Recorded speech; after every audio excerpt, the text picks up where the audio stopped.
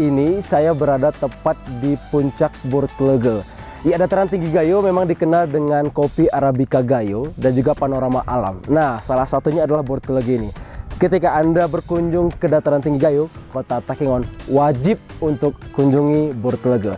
Karena dari puncak ini kita bisa menyaksikan secara langsung view Danau Tawar, kemegahan Danau Tawar sekaligus dengan Kota Takengon. Jarak dari Kota Takengon untuk sampai di puncak ini hanya sekitar 5-10 menit saja. Jadi sangat rugi rasanya kalau sudah hadir di kota dingin Takengon kalau tidak berkunjung ke dataran tinggi Gayo, yaitu Bur Tlegel.